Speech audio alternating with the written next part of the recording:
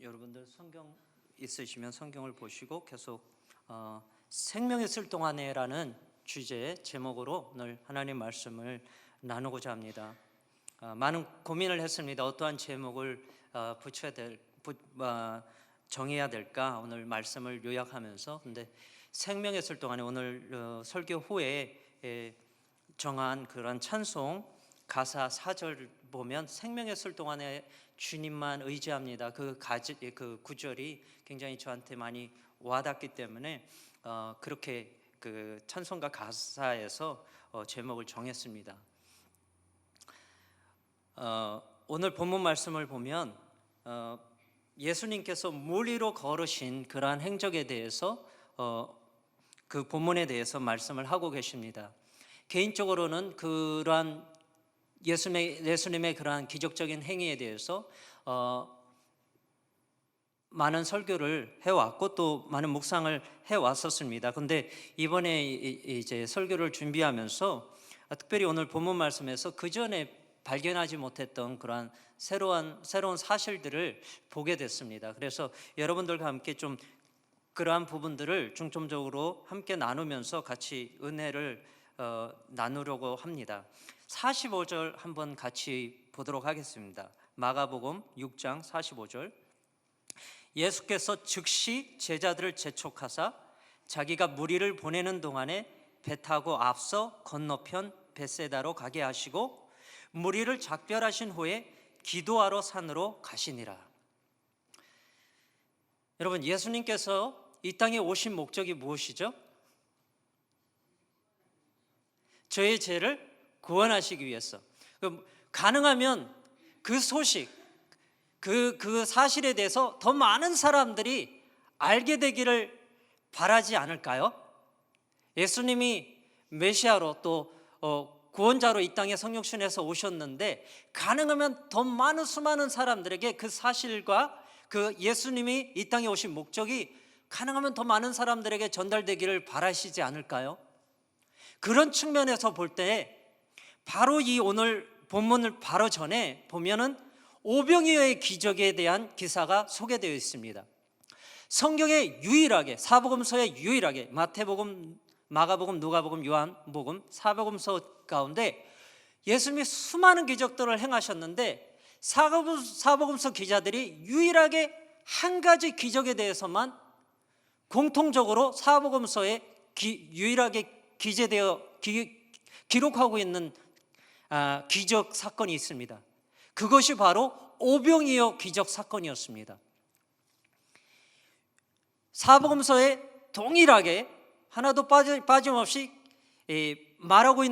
말씀하고 있는 부분 중에 하나가 있는데 그것은 예수님의 고난과 십자가에서 죽으심과 부활에 대한 사실은 사복음서 모두 다 동일하게 명시되어 있고 기록되어 있고 저에게 말씀하고 있습니다. 그런데 기적에 대해서 말씀하실 때는 사복음서 기자들마다 본인들이 말하고자 했던 그러한 목적에 따라서 추수한 게 많이 있어요. 수많은 기적들을 행하셨는데 그 중에서도 사복음서를 기록한 저자들의 의도에 따라서 조금씩 다른 기적들을 이렇게 취해서 기록을 했는데 유일하게 오병이어, 다른 말로 하면 떡 보리떡 5개와 물고기 2마리로 5,000명, 남자만 카운팅을 계속할 때 5,000명을 먹인 사건에 대해서 기록을 할 때는 사복음서가 전부 다 기록을 하고 있다는 사실입니다. 그 이유는 그만큼 이 오병이어 기적 사건을 통해서 분명하게 사복음서 기자들이 이것만큼은 꼭 알고 넘어가기를, 꼭 짚고 넘어가기를 원하는 어떠한 바람이 있었던 의도가 있는 것입니다. 그 의도 중에 하나는 예수님이 단순히 우리 육적인 필요를 위해서 이 땅에 오신, 우리의 배고프고 목마르고 또 힘들고 고달플 때 우리가 원하는 대로 우리의 소원을 들어주시고 우리의 기도를 응답해 주시고 우리의 필요를 채워주시고 우리의 건강의 육신적인 문제를 해결해 주시고 우리의 고민거리를 해결해 주시고 경제적인 문제, 가정적인 문제, 재정적인 문제, 관계적인 문제만을 해결해 주시기 위한 그러한 단순한 육신적인 필요를 채워주는 그러한 분이 아니라 오병이어 기적 사건을 통해서 예수님이 원했던 바람은 생명의 떡으로 오신, 하늘의 보좌를 버리시고 직접 육신이 되셔서 베들레헴, 떡집이라는 베들레헴에서 나셔서 우리에게 영생을 주시기 위해서, 본인이 스스로 우리의 떡이 되어 주시기 위해서, 우리의 양식이 되어 주시기 위해서, 영원한 삶을 주시기 위해서 우리의 죄를 대신해서 십자가에 죽으시고 부활하심으로 우리에게 영원한 삶, 또 우리의 죄를 사하여 주시기 위해서 오신 그러한 복음의 소식을 오병이어의 기적을 통해서 알기를 원하셨어요. 정말 떡 5개를 제자들에게 나눠주면서 41절에 보면 예수님이 직접 짜잔, 여기 빵 5개가 있는데 내가 기적을 통해서 나눠주겠다, 이렇게 나가서 나눠주신 게 아니고, 아마 물고기는 예수님이 직접 나눠주신 것 같아요. 정확하게 기록되어 있지는 않지만, 그런데 떡 5개에 관해서만큼은 정확하게 기록되어져 있어요. 41절에 보면 제자들에게 주시면서 너희가 나눠줘라. 여러분 생각해 보세요. 그 당시 남자만 카운팅을 할 때 5,000명이라면 당시에 유대인들의 관습상 정통적으로 한 6명의 자녀를 낳았다고 합니다. 보통 제가 사역 중에, 다민족 사역 중에 많은 비중이 또 히스패닉 사역을 하고 있는데, 히스패닉 가족들이 대체적으로 자녀들이 많이 있다라고 얘기를 하는데, 유대인들의 보통 평균적인 자녀가 한 6명이라고 생각할 때 남자들이 5,000명, 거기다가 이제 남편들이나 남자들, 죄송합니다, 아내들이죠. 아내들과 또 자녀들을 같이 더불어서 만약에 카운팅을 할 경우에 대략 잡아서 몇 명 정도 모였을 것 같아요. 빈들에 5,000명 플러스 어느 정도가 될 것 같아요? 적어도 일부 예배 때는 빨리들 대답해 주셨는데, 한 일부 예배 때 말씀하신 것처럼 한 2, 3만 명으로 잡도록 합시다. 2, 3만 명. 12명의 제자들이 2, 3만 명을 손수 떡을 떼어서 나눠줄 때 어느 정도 시간이 소요될까요? 그리고 만약에 힐탑 교회가 여지까지 창립 이후에 가장 많은 손님들을 대접한 기록이 어느 정도 될까요? 창립 예배 때라든지 어떤 특별한 주일에 몇 명까지 섬긴 것이, 음식을 공개한 것이 아마 기록일까요?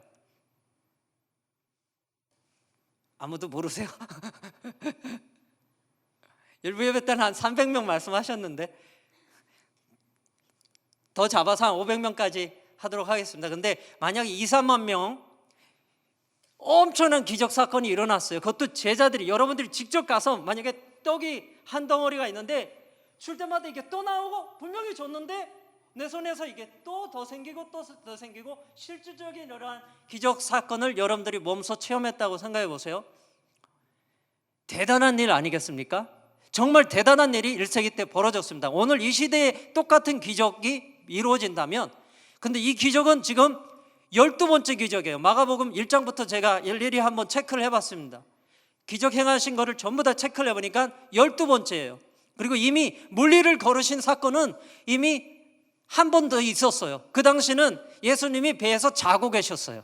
자고 계셨는데 풍랑이 일어나니까 제자들이 막 깨우면서 우리 죽게 생겼습니다, 빨리 일어나세요. 그 예수님이 명하셨어요. 바다를 향해서 명하셔서 잠잠케 하셨는데, 이번에 오늘 본문은 명하시지도 않아요. 그냥 예수님이 밖에서 무태서 기도하고 계시다가, 산에서 기도하고 계시다가 사경에 직접 걸어오시니까, 배 안에 딱 타시니까 그냥 말씀도 안 하셨는데 잠잠해지는, 서로 다른 사건입니다. 그렇게 12가지의 기적과 이적들이 펼쳐졌는데, 여러분과 제가 그 자리에 앉아 있었다면 떡을 떼서 나눠준 사람으로서, 아니면 떡을 받아먹은 사람으로서 어떠한 감정이 일어날까요? 저희 안에. 와, 이거 정말 대단하다, 이분이 진짜 우리가 기다리는 메시아가 아닐까라고 많은 사람들이 얘기할 것입니다. 특별히 마가복음서에서는 39절에 보면 모든 사람으로 떼를 쥐어 100명씩 또는 550명씩 앉게 하고 푸른 잔디 위에 앉게 했다라는 다른 복음서에는 푸른 잔디라는 표현이 없습니다. 마가복음에만 강조를 했어요. 일부러 푸른 잔디, 넓은 푸른 초장을 연상케 하도록 색깔을 집어넣어서 푸른 잔디, 녹색의 그린색의 잔디에 대해서 연상케 했어요. 왜냐하면 구약 성경에 이사야서에서도 그렇고 에스겔서도 그렇고 선한 목자가 오시는데, 그 선한 목자 메시아가 오시면 사막과 같은 들판에서, 사막 광야와 같은 들판이 초록색의 아주 아름다운 양식을 제출하는 그런 초원이 될 것이다라는 메시아적인 예언이 있는데, 그것을 연상하게끔 유대인들에게 말씀해 주고 있는 거예요. 그 사람들이 그걸 보면서 와, 이분이 진짜 우리가 기다리고 열망하던, 몇천 년 동안 기다리고 열망하던 그 메시아가 아닐까. 메시아는 맞습니다. 문제는 어떠한 메시아를 그들이 기대하고 있었고 어떻게 생각하고 있었는가, 그거에 대해서는 정말 많은 사고의 착오가 있었던 것 같습니다. 그래서 그 부분을 오늘 본문 말씀을 통해서 예수님이 고치기 위해서 이 본문 말씀을 주고 계십니다. 그래서 45절에 보면 45절 46절 지금 기적이 일어났어요. 2, 3만 명을 먹였어요. 오늘날 같으면 하루아침에 정말 메가철치, 대형교회 목사님이 되실 수 있는 엄청난 찬스를 갖고 계신 거예요. 2, 3만 명이 하루아침에 몰려들었어요. 그 자리에서 그냥 내가 그냥 여기 교회 짓고 대형교회 목사로 자립해야 되겠습니다 라고 선포하실 수 있는 그런 찬스예요. 근데 예수님은 그러기 위해서 오신 분이 아닌 거예요. 예수님은 철저하게 이 땅에 오신 목적이 고난과 십자가의 죽으심과 부활을 통해서 구원사역의 완성을 이루시는 고난의 종으로 오셨기 때문에 단순히 기적을 베푸시고 죽은 자를 살리시고 우리의 질병의 문제를 해결해 주시기 위해서만 오신 분이 아니라 근본적인 모든 우리의 문제를 해결해 주시기 위해서 오셨는데, 많은 사람들이 기적을 보고 어떤 빵을 얻어먹으면서 배가 불러지니까, 또 기적을 보니까 이분이 메시아가 아닌가 하고 그분을 따랐던 거예요. 그래서 무리가 있는데 예수님은 무리를 제끼시고 제자들을 빨리 다른 곳으로 보냅니다. 갈릴리 반대편으로 보내시고 본인도 산으로 올라가십니다. 여기에 바로 이 사건 속에 한 가지 요한복음에서 기재하고 있는 것이 있는데, 여러분 성경이 있으면 한번 같이 좀 찾아보도록 하겠습니다. 왜 예수님이 산으로 피신하셨을까? 오늘날 같으면 저희같이 이렇게 젊은 사역자들이 2, 3만 명이 모이면 그냥 그 자리에 주저앉아서 계속해서 더 많은 사람들이 모이길 기대하면서 그렇게 그냥 사역을 펼쳐갈 수도 있는데, 예수님은 오히려 세상적인 영광, 세상적인 명예, 세상적인 어떤 출세, 세상적인 성공을 취하지 아니하시고 사람들의 영광 받기를 즐겨하지 아니하시고 그 모든 것을 거절하시면서 홀로 제자들을 빨리 떠나보내시고 무리 가운데서, 군중 가운데서 홀로 산으로 가셔서 기도하러 가십니다. 요한복음의 6장, 여러분들 함께 찾으시면 요한복음 6장 14절 15절 말씀해 보면 그 이유가 설명되어 있습니다. 똑같이 요한복음 6장에는 오병이어 사건이 기록되어 있는데, 12강주리에 이제 바구니에 남은 것을 담은 후에, 거기까지는 똑같아요, 마가복음서의 기록과. 근데 14절 15절에 이런 기록이 있습니다. 그 사람들이 예수께서 행하신 이 표적을 보고 말하되 이는 참으로 세상에 오실 그 선지자라 하더라.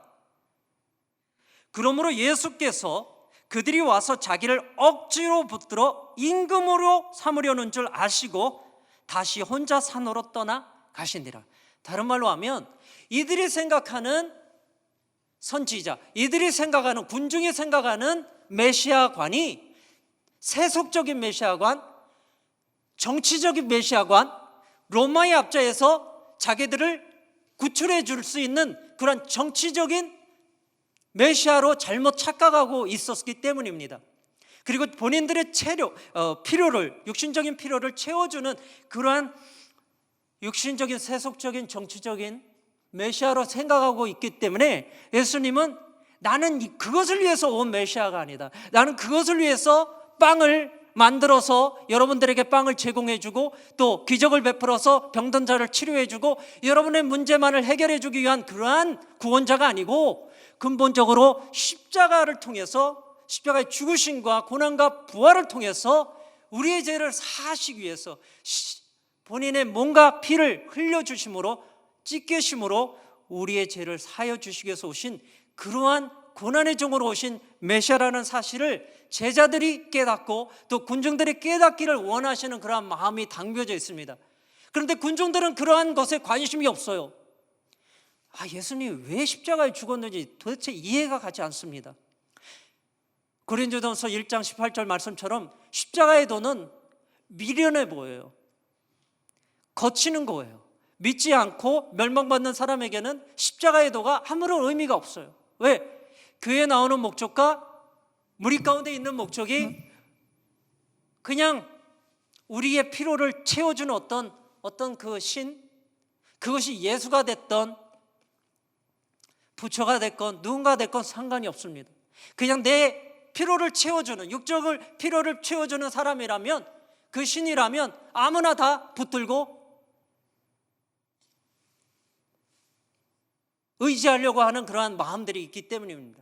그런데 예수님은 그러한 하나님이 아니라는 사실을 분명하게 보여주시기 원하시는 겁니다. 그래서 피에서 그러한 왕으로 오신 분이 아니고 1차적으로 오신 것은 섬기러 오신 왕, 섬김 받기 위해서 오신 분이 아니고 자신의 몸을 대속물로 십자가에서 죽으심으로 구속의 목적을 완성하시기 위해서 오신 그러한 예수님이라는 사실을 모든 사람들이 알기를 원하시는 그러한 목적이 있습니다. 그런데 안타깝게도 제자들 역시도 52절에 보니까, 오늘 본문 말씀 52절 말씀에 보면, 이는 그들이 그 떡 되시는 일을 깨닫지 못하고 도리어 그 마음이 둔하여졌더라. 아무리 우리가 기적을 지금 당장 체험을 했어요. 제자들은 직접 떡을 나눠주고 체험을 했고 조금 이후에는 4,000명을 먹이는 또 기적을 체험합니다. 그 이후에도 똑같이 예수님은 사복음서 기자를 통해서 아직도 제자들이 영적으로 무지하고 예수님이 누구인지, 예수님이 왜 오셨는지, 예수님의 정체성에 대해서 바로 알지 못하고 헤매는, 영적인 암흑 속에서 헤매는 제자들의 모습에 대해서 아주 적나라하게 엄밀하게 사복음서 기자들은 드러내고 있습니다. 사랑하는 귀한 힐탑 성도 여러분, 우리가 예수님을 오늘 따르고 있음에도 불구하고 때때로는 정말 그 예수님이 누구인지를 모르고 따를 때가 있습니다. 그냥 우리의 단순한 욕구를 충족시켜 주시고 우리의 기도를 응답해 주시고 우리의 원하는 것을 그냥 다 들어주시는 그러한 어떤 우리의 필요를, 우리의 만족을 위해서 존재하는 어떤 하나님으로 생각할 때가 많이 있습니다. 하지만 우리가 믿는 예수 그리스도, 성경에 계시된 예수 그리스도, 사복음서에 기록되어 있고 또 계시된 예수 그리스도는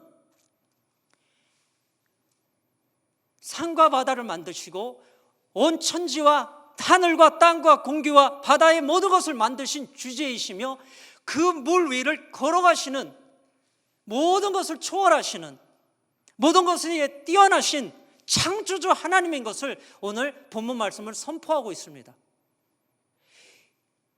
제자들은 물 위를 걸어오시는 예수님을 보고 유령이라고 생각했습니다. 왜냐하면 그 아무도 특별히 갈릴리 바다 무섭다라고 생각해요.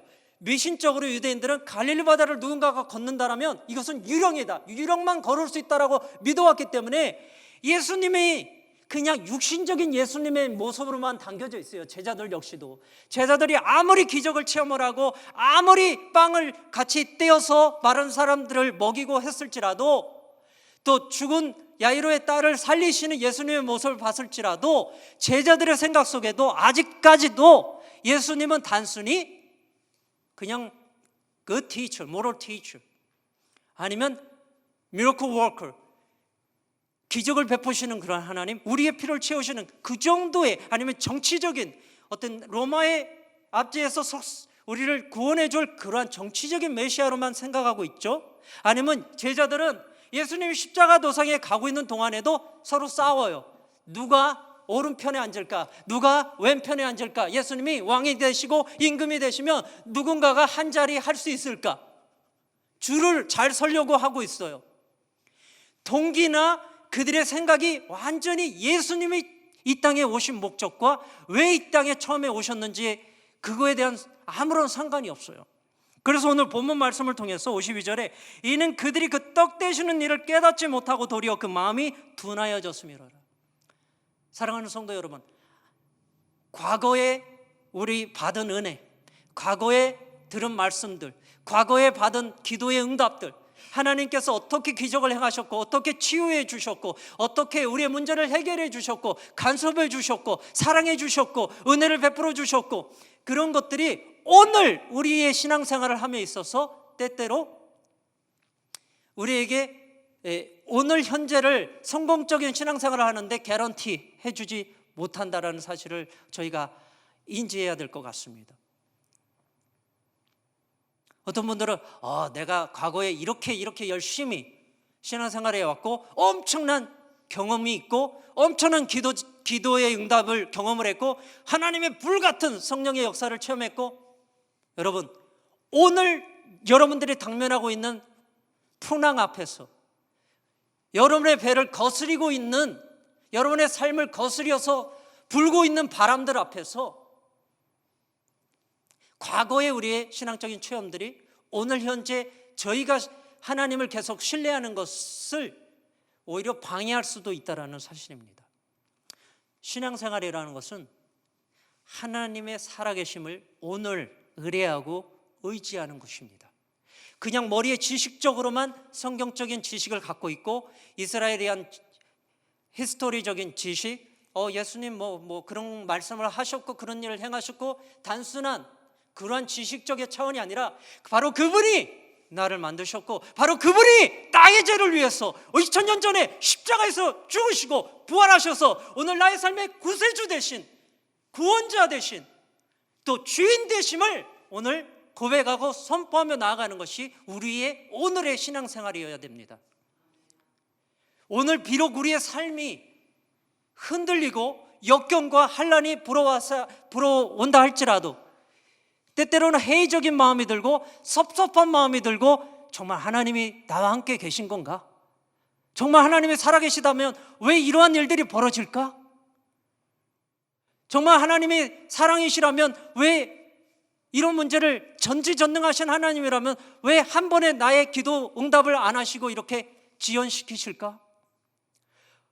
옛날에는 과거에는 내가 기도하면 빨리 치료해 주셨는데 왜, 아니면 다른 사람 기적을 베풀 때 하나님께서 역사하셨는데 정말 내가 당면하는 문제, 지금 내가 오늘 당면하는 풍랑의 문제는 왜 해결해 주시지 않을까? 회의적인 섭섭한 마음, 또 그런 부정적인 마음과 생각이 들 때, 두려움이 엄습해 올 때 여러분과 저는 어떠한 반응을 하고 있습니까? 신앙이라는 것은 예수 그리스도를 십자가의 죽으심과 부활을 우리가 믿는 성도라면 그것을 위해서 본인의 하늘 보좌를 버리시고 이 땅에 오셔서 우리를 위해서 희생하신 예수 그리스도의 참 사랑을 우리가 알고 있다라면, 그분이 우리를 위해서 그분의 모든 것을 포기하시고 우리를 위해서 아낌없이 주시고 사랑해 주셨다면 오늘 잠깐 우리가 거쳐가는 풍랑들, 또 고난의 역경들, 여러분 주님 안에서 풀어갈 수 있음을 우리가 고백할 수 있어야 되겠습니다. 환난 속에서, 고난과 역경 속에서도 주님이 나와 함께 계시지 않습니까?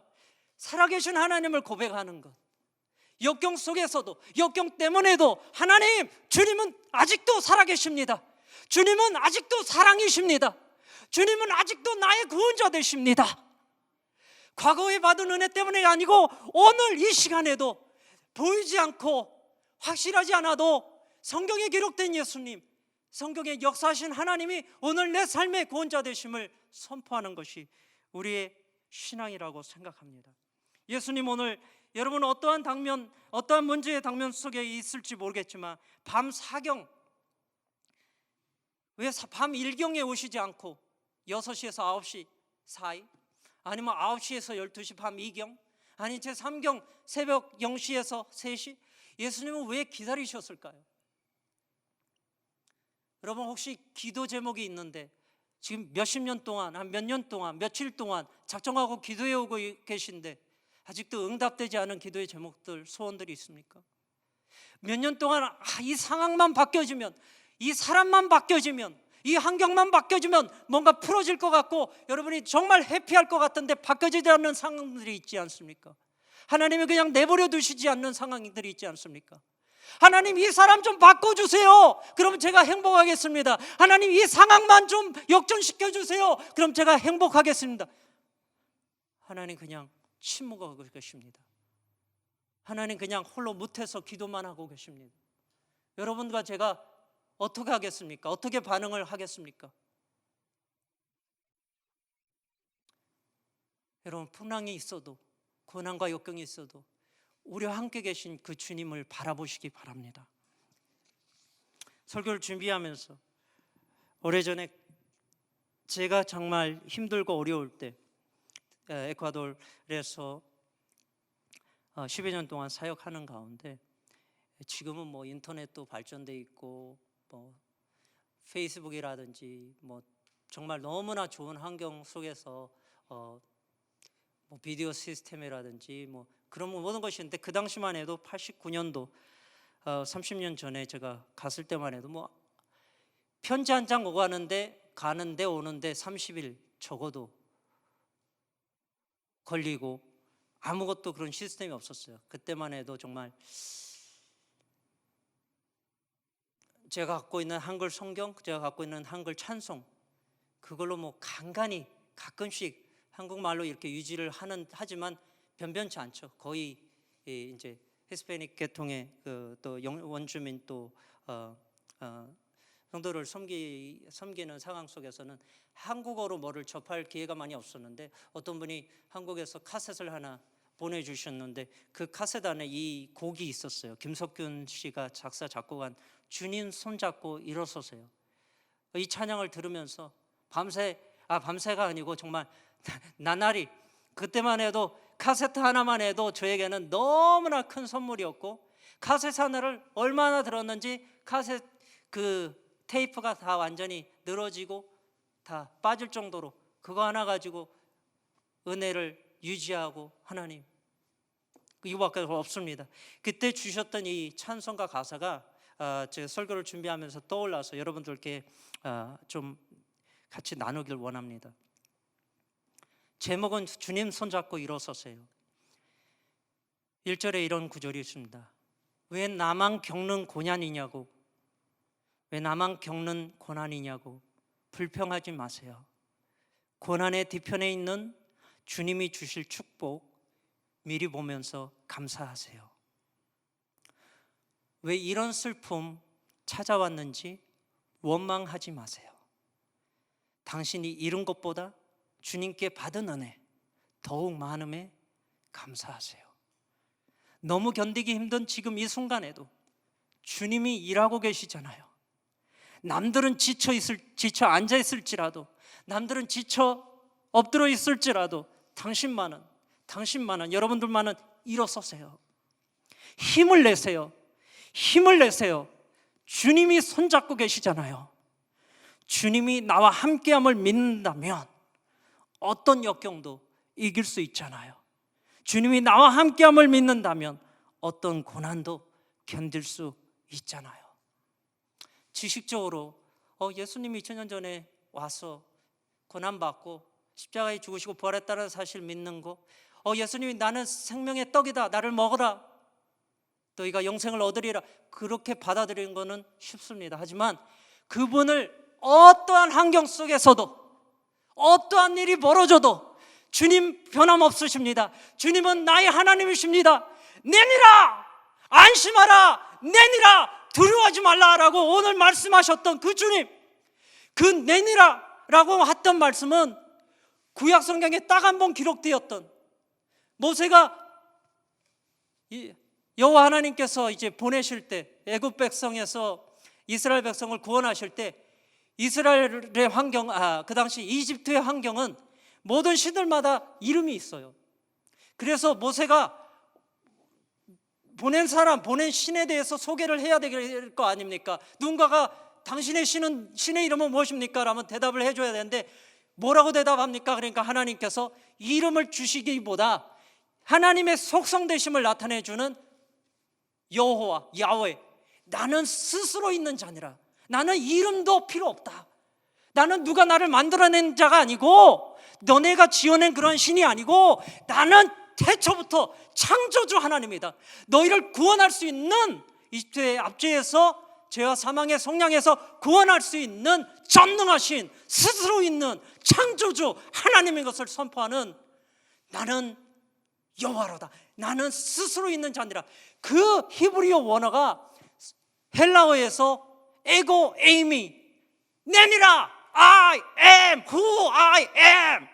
나는 스스로 항상 어제도 있었고 오늘도 있고 내일도 있을 영원한 그 하나님이다라고 예수님께서 선포하고 계시는 것입니다. 제자들도 무리도 예수님은 그냥 목수의 아들, 그냥 기적을 베푸시고 그냥 좋은 가르침을 주시고 어떤 때 우리의 필요를 잠깐 필요할 때마다 채워주시는, 위로해 주시는 그러한 자라고 생각했던 그러한 무리들과 제자들 앞에 예수님은 나는 그러한 세속적인 메시아가 아니고 구약 성경에, 신약 성경에 계시된 이 땅에 여러분의 죄와 저의 죄를 위해서 십자가에 죽으시고 부활하셔서 구속의 완성을 이루시는 그러한 정말 영원하신, 놀라우신, 정말 사랑에 풍성하신 그러한 예수님인 것을 여러분과 제가 꼭 바로 알고 믿고, 그냥 단순한 팬이 아닌 팬 뭐죠? 여러분 운동 경기장에 가면 팬스 많이 있잖아요. FANS. 제 영어 발음이 썩 좋지가 않아서. 팬스는 좋은 일이 생기고 축구 경기에서 이기면 난리 납니다. 근데 한 번 실수하잖아요. 잘못 차서 페널티킥을 실수한다 그러면 댓글 엄청나게 두드려 맞습니다. 올라옵니다.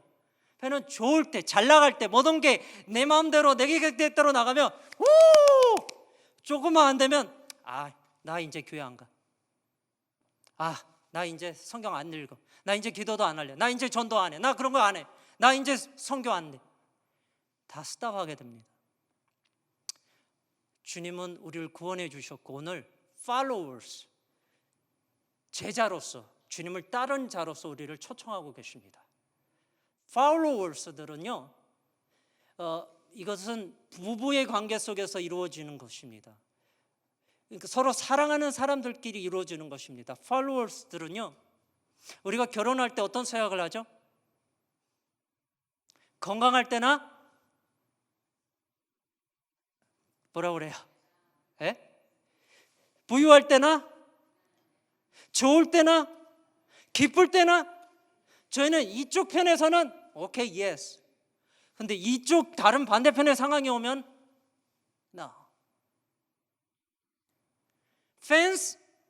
팬의 경우는 그냥 이때는 오케이, I'll follow you. 근데 이런 상황이 오면 I'm done with you. 예수님은 우리를 followers, 제자로 부르셨습니다. 여러분 무리 가운데 계시지 마시고 오늘 이후부터는 제자로서 예수님을 믿고 따르는, 그리고 어떤 순간 속에서도 와우, 주님이 여기 계셨군요. 과거의 은혜에 연연하지 않고 오늘 새롭게 부어주시는 그 엄청난 사랑의 은혜, 하나님, 주님 필요합니다. 오늘 필요합니다. 그 주님 오늘 필요합니다. 저의 삶의 주인이 되어 주시옵소서. 저 삶의 구원자가 되어 주시옵소서. 저는 죄인입니다. 저를 용서하여 주시옵소서. 우리의 불평의 입술이 감사의 입술로, 우리의 회의적인 목소리가 긍정적이고 희망적이고 소망적인 주님 때문에, 주님으로 인해, 주님을 위해 나아가는 우리의 삶이 되어지기를 주 예수 그리스도의 이름으로 간절히 축원합니다. 오늘 들은 말씀을 한번 생각하시면서, 묵상하시면서 오늘 찬송, 어려운 일 당할 때 가사를 정말 한 구절 한 구절 잘 음미하시면서 찬송 같이 하셨으면 좋겠습니다.